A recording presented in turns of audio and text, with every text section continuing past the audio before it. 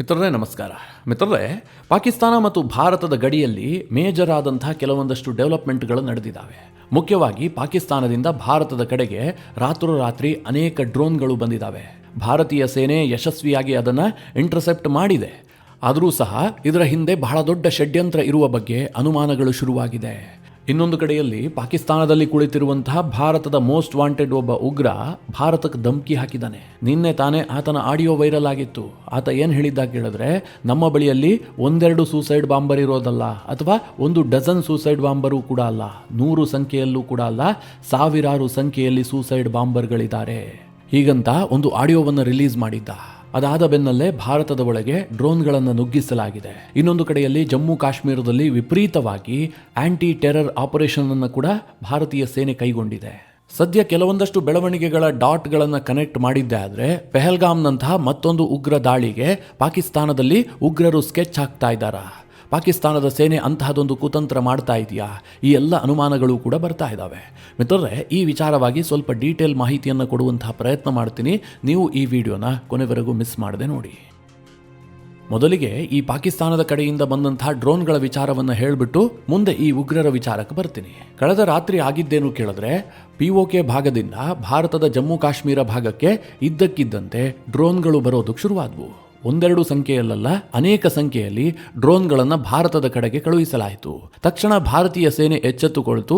Heavy machine ಗನ್ಗಳನ್ನು ಬಳಸಿ ಆ ಎಲ್ಲ ಡ್ರೋನ್ಗಳನ್ನು ಹೊಡೆದುಹಾಕುವಂತಹ ಕೆಲಸವನ್ನು ಭಾರತೀಯ ಸೇನೆ ಮಾಡಿತು. ಭಾರತ ಮತ್ತು ಪಾಕಿಸ್ತಾನದ ನಡುವೆ LOC ಇದೆಯಲ್ಲ, ಈ LOCಯಲ್ಲಿ ಡ್ರೋನ್ಗಳು ಬರುವಂತಹ ವಿಚಾರ ಹೊಸತೇನಲ್ಲ. ಪಾಕಿಸ್ತಾನದವರು ಇಂತಹ ಕೆಲಸವನ್ನು ಅನೇಕ ಬಾರಿ ಮಾಡ್ತಾ ಇರ್ತಾರೆ. ಆದರೆ ಅದೆಲ್ಲವೂ ಕೂಡ 1-2 ಸಂಖ್ಯೆಯಲ್ಲಿರುತ್ತೆ. ನಿನ್ನೆ ರಾತ್ರಿ ಆಗಿದ್ದೇನು ಕೇಳಿದ್ರೆ, ಏಕಾಏಕಿಯಾಗಿ ಅನೇಕ ಡ್ರೋನ್ಗಳನ್ನು ಅವರು ಭಾರತದ ಕಡೆಗೆ ಕಳುಹಿಸಿದ್ರು. ಹೀಗಾಗಿ ಭಾರತೀಯ ಸೇನೆ ಆನ್ ಸ್ಪಾಟ್ನಲ್ಲೇ ಒಂದು ಆಪರೇಷನ್ ಅನ್ನು ಲಾಂಚ್ ಮಾಡಬೇಕಾಗಿ ಬಂತು.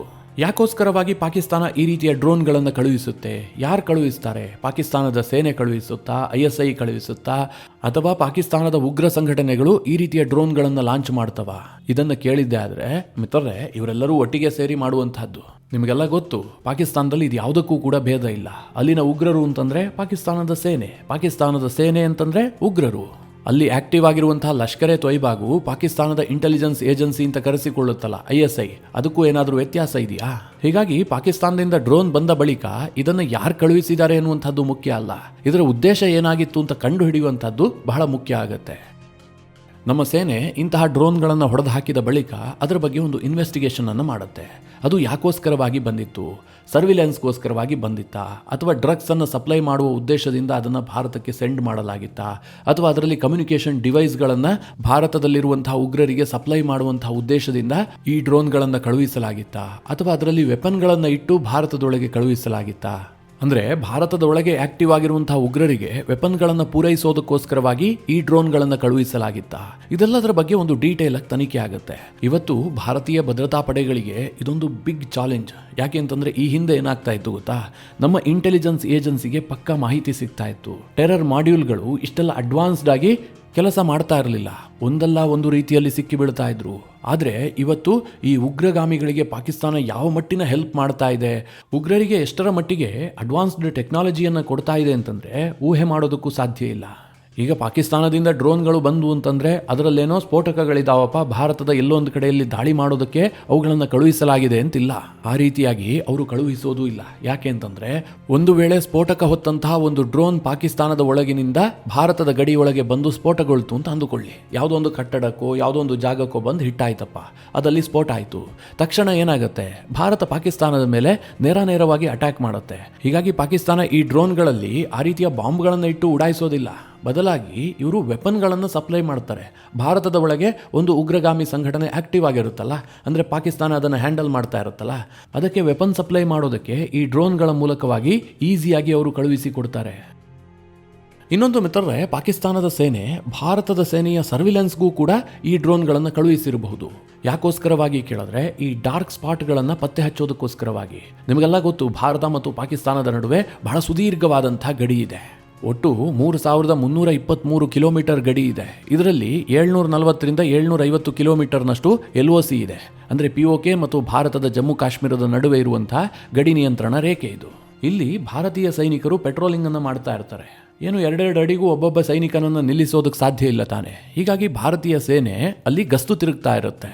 ಇದನ್ನು ಮಾನಿಟರ್ ಮಾಡುವಂತಹ ಉದ್ದೇಶದಿಂದ, ಅಂದರೆ ಯಾವ ಸಮಯದಲ್ಲಿ ಭಾರತೀಯ ಸೈನಿಕರ ಮೂವ್ಮೆಂಟ್ ಇರುತ್ತೆ, ಎಲ್ಲೆಲ್ಲಿಗೆ ಹೋಗ್ತಾರೆ, ಈ ಮಾಹಿತಿಯನ್ನು ಪಡೆದುಕೊಳ್ಳೋದಕ್ಕೋಸ್ಕರವಾಗಿಯೂ ಪಾಕಿಸ್ತಾನ ಡ್ರೋನ್ಗಳನ್ನು ಕಳುಹಿಸಿದ್ದಿರಬಹುದು.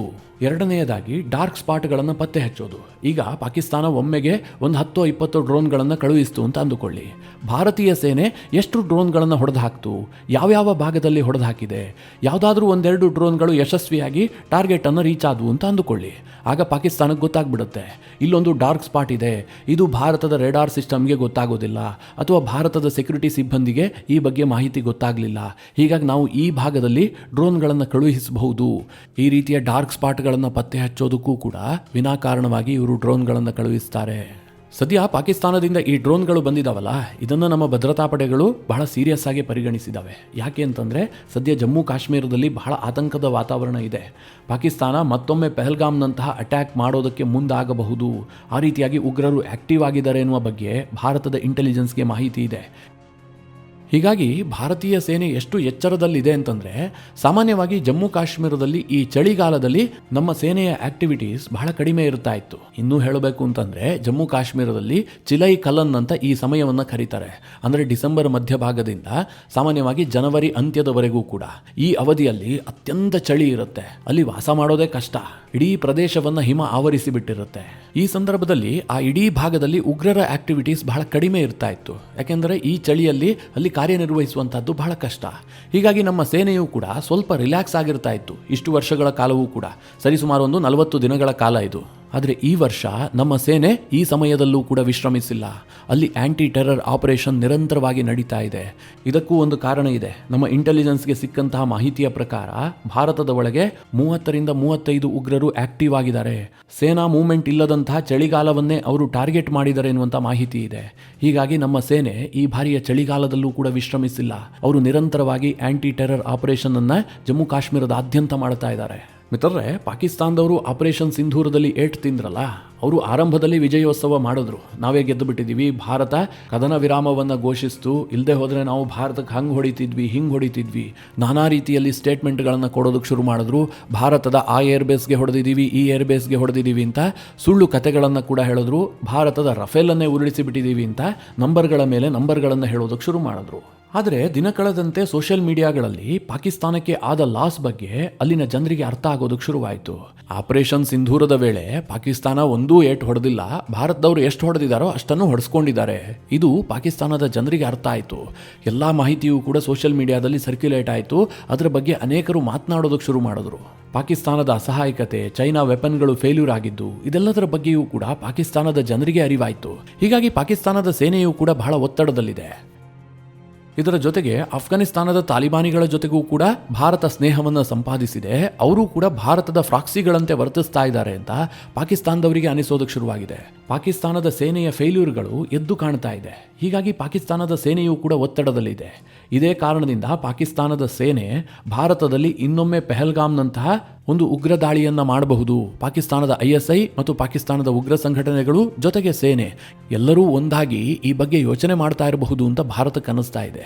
ಪಾಕಿಸ್ತಾನದಿಂದ ಬರ್ತಾ ಇರುವಂತಹ ಸುದ್ದಿಗಳು ಕೂಡ ಅದೇ ರೀತಿಯಾಗಿದೆಯಲ್ಲ. ಉದಾಹರಣೆಗೆ ನಿನ್ನೆ ತಾನೇ ಜೈಷ್ ಎ ಮೊಹಮ್ಮದ್ನ ಚೀಫ್ ಆಗಿರುವಂತಹ ಮಸೂದ್ ಅಜರ್ನ ಒಂದು ಆಡಿಯೋ ವೈರಲ್ ಆಯಿತು. ಆತ ಅದರಲ್ಲಿ ಏನು ಹೇಳಿದಾನೆ ಗೊತ್ತಾ? ನಮ್ಮ ಬಳಿಯಲ್ಲಿ ಒಬ್ಬ ಇಬ್ಬ ಇರುವಂತಹದ್ದಲ್ಲ ಆತ್ಮಾಹುತಿ ದಾಳಿಕೋರ, ಅಥವಾ ಡಜನ್ ಗಟ್ಟಲೆ ಕೂಡ ಇಲ್ಲ, 100ರ ಸಂಖ್ಯೆಯಲ್ಲೂ ಕೂಡ ಅಲ್ಲ, ಸಾವಿರಾರು ಸಂಖ್ಯೆಯಲ್ಲಿ ಆತ್ಮಾಹುತಿ ದಾಳಿಕೋರರು ನಮ್ಮ ಬಳಿಯಲ್ಲಿ ರೆಡಿ ಇದ್ದಾರೆ, ಹೀಗಂತ ಆತ ಬಡಕಾಯಿಸಿದ್ದಾನೆ. ಅಲ್ಲಿಗೆ ಪಾಕಿಸ್ತಾನದ ಉಗ್ರ ಫ್ಯಾಕ್ಟ್ರಿ ಯಾವ ಹಂತಕ್ಕೆ ಬೆಳೆದಿದೆ ಅಂತ ಯೋಚನೆ ಮಾಡಿ. ಸಾವಿರಾರು ಆತ್ಮಾಹುತಿ ದಾಳಿಕೋರರನ್ನು ಒಬ್ಬ ಜೈಷ್ ಎ ಮೊಹಮ್ಮದ್ನ ಉಗ್ರ ಮಸೂದ್ ಅಜರ್ ತಯಾರು ಮಾಡ್ತಾ ಇದ್ದಾನೆ ಅಂತಂದರೆ ಅಲ್ಲಿನ ಸರ್ಕಾರ ಎಷ್ಟರ ಮಟ್ಟಿಗೆ ಇನ್ವಾಲ್ವ್ ಆಗಿರಬಹುದು, ಅಲ್ಲಿನ ISI ಅದಕ್ಕೆ ಯಾವ ರೀತಿಯಾಗಿ ಸಪೋರ್ಟ್ ಮಾಡ್ತಾ ಇರಬಹುದು ಯೋಚನೆ ಮಾಡಿ. ಹೀಗಾಗಿ ಭಾರತ ಒಂದು ಕ್ಷಣ ಕೂಡ ಮೈಮರೆಯುವಂತಿಲ್ಲ. ಆಪರೇಷನ್ ಸಿಂಧೂರದ ವೇಳೆ ಮಸೂದ್ ಅಜರ್ನ ಇಡೀ ಕುಟುಂಬ ನಾಶ ಆಗಿ ಹೋಗಿತ್ತು. ಭಾರತದ ಮಿಸೈಲ್ನಿಂದ ಈ ಕುನ್ನಿ ಒಬ್ಬನೇ ಪಾರಾಗಿದ್ದಾನೆ, ಅದು ಕೂಡ ಆತ ಅಲ್ಲಿಲ್ಲದೆ ಇರುವ ಕಾರಣದಿಂದಾಗಿ. ಒಂದು ವೇಳೆ ಅವತ್ತು ಫ್ಯಾಮಿಲಿಯ ಜೊತೆಗೆ ಈತನೂ ಇದ್ದಿದ್ದೇ ಆಗಿದ್ರೆ ಇಷ್ಟೊತ್ತಿಗಾಗಲೇ ಈತ ಹೂರುಗಳ ಬಳಿಯಲ್ಲಿರ್ತಾ ಇದ್ದ. ಕೇವಲ ಮಸೂದ್ ಅಜರ್ ಮಾತ್ರ ಆಕ್ಟಿವ್ ಆಗಿಲ್ಲ. ಪೆಹಲ್ಗಾಮ್ ದಾಳಿಯ ಸಂಚುಕೋರನಲ್ಲಿ ಒಬ್ಬನಾಗಿರುವಂತಹ ಸೈಫುಲ್ಲಾ ಕಸೂರಿಯೂ ಕೂಡ ಇತ್ತೀಚೆಗೆ ಒಂದು ಭಾಷಣ ಮಾಡಿದ್ದಾನೆ. ಪಾಕಿಸ್ತಾನದ ಶಾಲಾ ಕಾರ್ಯಕ್ರಮದಲ್ಲಿ ಮಾಡಿದಂತಹ ಭಾಷಣ ಅದು. ಅದರಲ್ಲಿ ಆತ ಏನು ಹೇಳಿದ್ದಾನೆ ಗೊತ್ತಾ? ಭಾರತ ಇವತ್ತು ನನ್ನ ಕಂಡ್ರೆ ವಿಪರೀತವಾಗಿ ಭಯ ಪಡ್ತಾ ಇದೆ. ಹೀಗಾಗಿ ಪಾಕಿಸ್ತಾನದ ಸೇನೆಯಲ್ಲಿ ನನ್ನ ಡಿಮ್ಯಾಂಡ್ ಜಾಸ್ತಿ ಆಗಿದೆ. ಪಾಕಿಸ್ತಾನದ ಸೇನೆಯಲ್ಲಿ ಯಾವುದೇ ಕಾರ್ಯಕ್ರಮಗಳಾದರೂ ಕೂಡ ನನ್ನನ್ನು ಅವರು ಆಹ್ವಾನಿಸ್ತಾರೆ. ಪಾಕಿಸ್ತಾನದ ಸೈನಿಕರ ಅಂತ್ಯ ಸಂಸ್ಕಾರಕ್ಕೂ ಕೂಡ ನನಗೆ ಆಹ್ವಾನಗಳು ಬರ್ತಾ ಇದ್ದಾವೆ. ನಾನು ಅಷ್ಟರ ಮಟ್ಟಿಗೆ ಭಾರತಕ್ಕೆ ಭಯ ಹುಟ್ಟಿಸಿದ್ದೀನಿ. ಹೀಗಂತ ಸೈಫುಲ್ಲಾ ಕಸೂರಿ ಎಂಬಂಥ ಒಬ್ಬ ಉಗ್ರ ಕ್ರಿಮಿ ಪಾಕಿಸ್ತಾನದ ಶಾಲೆಯೊಂದರಲ್ಲಿ ಭಾಷಣ ಬಿಗಿದಿದ್ದಾನೆ. ಇಲ್ಲಿ 2 ವಿಚಾರವನ್ನು ಸೂಕ್ಷ್ಮವಾಗಿ ಗಮನಿಸಿ. ನಮ್ಮ ಶಾಲಾ ಕಾಲೇಜುಗಳಲ್ಲಿ ಯಾರನ್ನ ಕರೆಸಿ ಭಾಷಣ ಮಾಡಿಸ್ತಾರೆ? ಇತಿಹಾಸಕಾರರು, ಸಾಹಿತಿಗಳು, ಇಲ್ಲ ಯಾವುದಾದ್ರೂ ಒಂದು ಕ್ಷೇತ್ರದಲ್ಲಿ ಅಮೂಲಾಗ್ರ ಸಾಧನೆಯನ್ನ ಮಾಡದಂಥವರು, ಸಮಾಜಕ್ಕೇನೋ ಒಳ್ಳೆಯದನ್ನ ಮಾಡದಂಥವರನ್ನ ಕರೆಸ್ಬಿಟ್ಟು ಶಾಲಾ ಕಾಲೇಜುಗಳಲ್ಲಿ ಮಕ್ಕಳ ಮುಂದೆ ಭಾಷಣ ಮಾಡೋದಕ್ಕೆ ನಿಲ್ಲಿಸ್ತಾರೆ. ಆದರೆ ಪಾಕಿಸ್ತಾನದ ಪರಿಸ್ಥಿತಿ ನೋಡಿ. ಅಲ್ಲಿನ ಒಂದು ಶಾಲೆಗೆ ಈ ಸೈಫುಲ್ಲಾ ಕಸೂರಿಯನ್ನ ಆಹ್ವಾನಿಸಿದ್ದಾರೆ. ಆತ ಭಾಷಣ ಮಾಡ್ತಿರೋದೇನು? ಭಾರತದ ವಿರುದ್ಧವಾಗಿ ಬೊಗಳೆ ಬಿಡ್ತಾ ಇರುವಂತಹದ್ದು. ಆತನ ಸಾಧನೆ ಏನು? ಪಹಲ್ಗಾಮ್ ದಾಳಿಯಂತಹ ಉಗ್ರ ದಾಳಿಯನ್ನ ಮಾಡಿಸುವಂತಹದ್ದು. ಹಾಗೆ ಸಾಮರ್ಥ್ಯ ಏನು ಕೇಳಿದ್ರೆ ಉಗ್ರರನ್ನ ತಯಾರು ಮಾಡುವಂತಹದ್ದು. ಅಂತವನನ್ನ ಪಾಕಿಸ್ತಾನದ ಶಾಲೆಗೆ ಆಹ್ವಾನಿಸ್ತಾರೆ. ಎರಡನೇದಾಗಿ ಆತ ಓಪನ್ ಆಗಿ ಹೇಳ್ಕೊಂಡಿದ್ದಾನೆ, ಪಾಕಿಸ್ತಾನದ ಎಲ್ಲಾ ಸೇನಾ ಕಾರ್ಯಕ್ರಮಕ್ಕೂ ಕೂಡ ನಮಗೆ ಆಹ್ವಾನ ಬರ್ತಾ ಇದೆ ಅಂತ. ಅಲ್ಲಿಗೆ ಮಿತ್ರರೇ, ಪಾಕಿಸ್ತಾನದ ಸೇನೆ ಹೇಳುತ್ತಲ್ಲ, ನಮಗೂ ಲಷ್ಕರ್ ಎ ತೊಯ್ಬಾಗೂ ಯಾವುದೇ ರೀತಿಯಲ್ಲೂ ಸಂಬಂಧ ಇಲ್ಲ, ಆ ಸಂಘಟನೆ ನಮ್ಮಲ್ಲಿ ಬ್ಯಾನ್ ಆಗಿ ಹೋಗ್ಬಿಟ್ಟಿದೆ ಅಂತ. ಈಗ ಲಷ್ಕರ್ ಎ ತೊಯ್ಬಾದ ಪ್ರಮುಖ ಉಗ್ರನಾಗಿರುವಂತಹ ಸೈಫುಲ್ಲಾ ಕಸೂರಿ ಓಪನ್ ಆಗಿ ಸ್ಟೇಟ್ಮೆಂಟ್ ಕೊಡ್ತಾ ಇದ್ದಾನಲ್ಲ, ಸೇನೆ ತನ್ನ ಎಲ್ಲಾ ಕಾರ್ಯಕ್ರಮಕ್ಕೂ ನನಗೆ ಆಹ್ವಾನ ಕೊಡುತ್ತೆ ಅಂತ. ಅಲ್ಲಿಗೆ ಲಷ್ಕರ್ ಮತ್ತು ಪಾಕಿಸ್ತಾನದ ಸೇನೆಯ ನಂಟು ಯಾವ ರೂಪದಲ್ಲಿದೆ ಅಂತ ಈತನೇ ಬಹಿರಂಗಪಡಿಸಿದ್ದಾನೆ. ಒಟ್ಟಿನಲ್ಲಿ ಆಪರೇಷನ್ ಸಿಂಧೂರ ಆದ ಬಳಿಕ ಪಾಕಿಸ್ತಾನ ಭಾರತದ ಬಗ್ಗೆ ಮಾತನಾಡೋದನ್ನು ಜಾಸ್ತಿ ಮಾಡಿದೆ. ಅದರಲ್ಲೂ ಇತ್ತೀಚಿನ ದಿನಗಳಲ್ಲಿ ಪಾಕಿಸ್ತಾನದಿಂದ ಬರ್ತಿರುವಂತಹ ಹೇಳಿಕೆಗಳು ಮತ್ತೆ ಭಾರತದಲ್ಲಿ ಅವರು ಬಹಳ ದೊಡ್ಡ ವಿದ್ರೋಹವನ್ನು ನಡೆಸೋದಕ್ಕೆ ಸ್ಕೆಚ್ ಹಾಕಿರೋದನ್ನ ಬಹಿರಂಗಪಡಿಸ್ತಾ ಇದೆ. ಮಿತ್ರರೇ, ಈ ವಿಚಾರದಲ್ಲಿ ನಿಮ್ಮ ಅನಿಸಿಕೆ ಅಭಿಪ್ರಾಯಗಳೇನು? ಕಮೆಂಟ್ ಮಾಡುವ ಮೂಲಕ ನಮಗೆ ತಿಳಿಸಿ. ಹಾಗೆ ನಿಮಗೆ ಈ ವಿಡಿಯೋ ಇಷ್ಟವಾದರೆ ಲೈಕ್ ಮಾಡಿ. ಜೊತೆಗೆ ನೀವಿನ್ನೂ ನಿಮ್ಮ ನೆಚ್ಚಿನ ಸಂಸ್ಕಾರ ಸೌರಭ ಯೂಟ್ಯೂಬ್ ಚಾನಲ್ನ ಸಬ್ಸ್ಕ್ರೈಬ್ ಮಾಡಿಲ್ಲ ಅಂತಾದರೆ ಈ ಕೂಡಲೇ ಸಬ್ಸ್ಕ್ರೈಬ್ ಮಾಡಿ. ಮುಂದಿನ ಎಲ್ಲ ಅಪ್ಡೇಟ್ಗಳ ನೋಟಿಫಿಕೇಷನ್ಗಾಗಿ ಬೆಲ್ ಐಕಾನ್ ಒತ್ತಿ.